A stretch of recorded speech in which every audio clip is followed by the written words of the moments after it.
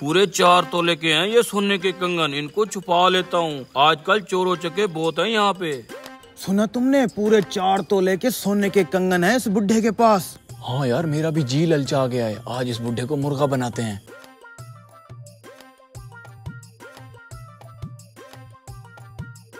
बाबा जी कितनी देर है ट्रेन को? पता नहीं बेटा, मैं भी ट्रेन के इंतजार में बैठा हूँ। मैं स्टेशन मास्टर से पता करके आता हूँ। तो कहाँ जा रहे हैं आप? मैं तो शहर जा रहा हूँ किसी काम से। अरे वाह, क्या इत्तेफाक है, हम भी शहर ही जा रहे हैं। अच्छा बेटा। यार ट्रेन तो 2 घंटे लेट है, हमें बस या रिक्शे पे जाना पड़ेगा। शिट यार, ऐसा करते हैं फिर रिक्शे पे चलते हैं। आपने भी शहर ही जाना है ना, क्यों ना हम साथ में ही चल लें, गपशप भी हो जाएगी और 3 जने जाएंगे तो रिक्शे वाला किराया भी कम लेगा। अच्छा वैसे मुझे भी जल्दी है, ट्रेन पता नहीं कब आए। चलें फिर? चलो जी। यहाँ तो कोई रिक्शे वाला भी दिखाई नहीं दे रहा। थोड़ा आगे चलते हैं, कोई ना कोई मिल जाएगा। काफी सारा सफर कर लिया है, अभी तक कोई रिक्शा नजर नहीं आया। आ जाएगा बाबा जी, आ जाएगा। वैसे आप शहर क्या करने जा रहे हैं? बेटा मैं ये सोने के कंगन बेचने जा रहा हूँ। खाले सोने के हैं क्या? कम से कम 4 तोले के होंगे। इसको कैसे पता चला 4 तोले का? कुछ तो गड़बड़ है। बाबा कोई कहानी सुना दो ताकि सफर की थकान महसूस ना हो। बेटा फिर ऐसा करो, तुम ही सुना दो कुछ। हम सुनाएंगे कहानी, लेकिन हमारी एक शर्त है। क्या शर्त है? हम जो कहानी सुनाएंगे, अगर आपने हमारी कहानी को झूठ कहा तो आपके सोने के कंगन हमारे। देखा, आ गए ना अपनी असलियत पे, ठग कहीं के। क्या सोच रहे हो? कुछ नहीं बेटा, कुछ नहीं, मुझे मंजूर है। बेटा सुनाओ अपनी कहानी। तो फिर सुनो। हमारी एक गाय थी, ये मोटी मोटी उसकी आंखें, बड़े बड़े सींग, दूध तो इतना देती थी, नदियां बह जाती थी, नदियां। उसके सींग पहाड़ों जितने बड़े थे। अगर उसके बाएं सींग पर हम बैठते तो पूरा एशिया नजर आता, अगर हम दाएं सींग पर बैठते तो पूरा यूरोप नजर आता था। फिर एक दिन पता है क्या हुआ? क्या हुआ? एक उड़ता हुआ मच्छर हमारी गाय के माथे से टकराया और हमारी गाय वहीं पर मर गई। बहुत अफसोस हुआ। और तेरी ये बुढ़ा तो बहुत शातिर है, इतने बड़े झूठ को भी झूठ नहीं कहा। अच्छा बाबा, अब आप तो कोई कहानी सुनाओ।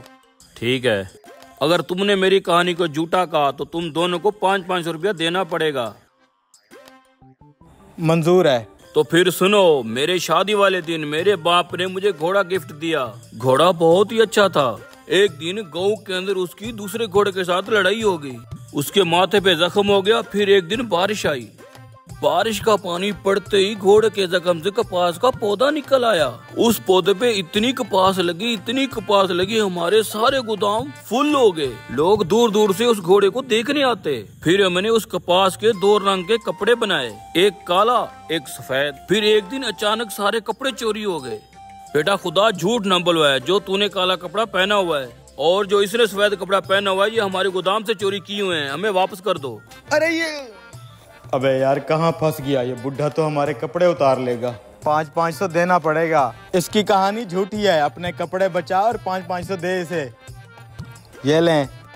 ये लो। अब चलो बेटा, शहर में जाके मैंने ये कंगन बेचने हैं, फिर किसी होटल में बैठ के खाना भी खा लेंगे। आजो। इसे कंगन बेचने देते हैं, जैसे ही पैसे इसके हाथ में आएंगे हम कोई और दाव खेल के पैसे हथिया लेंगे। बेटा तुम यहीं रुको, मैं सुनार को कंगन बेच के आता हूँ। ठीक है ठीक है।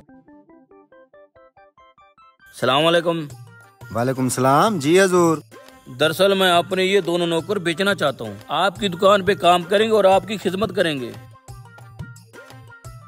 ठीक है, मुझे नौकरों की जरूरत है। कितने पैसे मांग रहे हो एक के? 1 मिनट बेटा, एक को बेचू या दोनों को? ओ बाबा, दोनों को बेच दे, एक को फिर कहाँ रखेगा? दोनों बिकना चाहते हैं, दोनों का 10,000 लूंगा। 8,000 दूंगा। दे दो, जल्दी करो। ठीक है, अब संभालो दोनों को।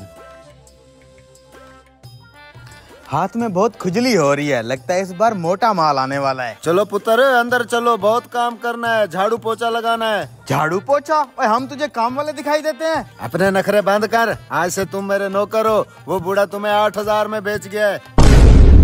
चलो अंदर चलो।